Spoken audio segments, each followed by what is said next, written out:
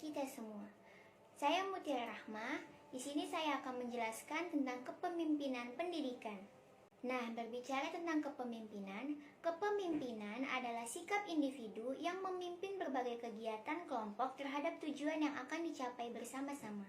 Nah, dari definisi tersebut dapat kita simpulkan bahwa kepemimpinan pendidikan adalah suatu kemampuan atau proses mempengaruhi, membimbing, mengkoordinir, dan menggerakkan orang lain yang ada hubungannya dengan pengembangan ilmu pendidikan dan pelaksanaan pendidikan dan pengajaran.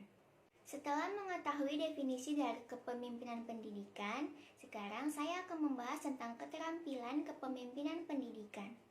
Nah, untuk menjadi pemimpin pendidikan, kita harus memiliki beberapa keterampilan, yaitu yang pertama, kemampuan mengorganisir dan membantu staf dalam merumuskan perbaikan program pembelajaran. Yang kedua, kemampuan memupuk kepercayaan dari guru dan staf. Kemudian yang ketiga, kemampuan membangun kerjasama dalam pengembangan program supervisi. Dan yang terakhir adalah kemampuan mendorong partisipasi staf dalam usaha mencapai tujuan sekolah. Nah, selain dari keterampilan kepemimpinan pendidikan, untuk menjadi pemimpin, kita juga harus memahami pendekatan-pendekatan yang ada dalam kepemimpinan pendidikan. Di antaranya yaitu, yang pertama adalah pendekatan sifat, yaitu pendekatan yang lebih menekankan pada atribut pribadi dari pemimpin. Yang kedua, pendekatan perilaku. Sudut pandang pendekatan perilaku melihat bahwa perilaku seorang pemimpin diamati melalui kecenderungan sifat-sifat pribadi dan kewenangan yang dimiliki. Yang ketiga adalah pendekatan pengaruh kekuasaan, yaitu memandang bahwa keberhasilan pemimpin dalam mempengaruhi orang lain disebabkan adanya kekuasaan dari pemimpin tersebut. Dan yang terakhir yaitu pendekatan situasional. Pendekatan situasional menekankan pada ciri pribadi pemimpin ketika berhadapan dengan situasi tertentu, terutama kondisi bawahan. Setelah mengetahui definisi dari kepemimpinan pendidikan, keterampilan kepemimpinan pendidikan, dan pendekatan-pendekatan yang ada di dalam kepemimpinan pendidikan, sekarang saya akan membahas tentang tipe-tipe kepemimpinan pendidikan. Tipe kepemimpinan merupakan bentuk atau pola kepemimpinan dari seorang pemimpin, yang di dalamnya diimplementasikan beberapa perilaku atau gaya kepemimpinan sebagai pendukungnya. Nah, dari tipe-tipe kepemimpinan yang ada, terdapat 3 tipe kepemimpinan yang sering digunakan dalam suatu institusi termasuk institusi pendidikan.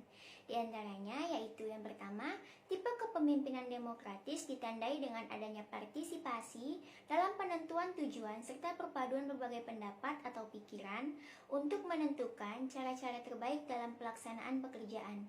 Yang kedua, ada tipe kepemimpinan otoriter, yaitu menghimpun sejumlah perilaku yang cenderung terpusat pada pemimpin sebagai penentu kebijakan dan tujuan organisasi. Dan yang terakhir yaitu laissez-faire, yang berpandangan bahwa bawahan dapat membuat keputusan secara mandiri. Baiklah, dari pembahasan kali ini, kesimpulannya adalah kepemimpinan pendidikan adalah suatu kemampuan atau proses mempengaruhi, membimbing, mengkoordinir, dan menggerakkan orang lain yang ada hubungannya dengan pengembangan ilmu pendidikan dan pelaksanaan pendidikan serta pengajaran. Kemudian, dalam menjadi pemimpin pendidikan, kita harus memiliki beberapa keterampilan. Selain itu, kita juga harus memahami pendekatan kepemimpinan yang 4, yaitu pendekatan sifat, pendekatan perilaku, pendekatan pengaruh kekuasaan, dan pendekatan situasional. Kemudian, tipe kepemimpinan yang sering digunakan ada 3, yaitu tipe kepemimpinan demokratis, tipe kepemimpinan otoriter, dan tipe kepemimpinan laissez-faire. Nah, sekian penjelasan dari saya mengenai kepemimpinan pendidikan.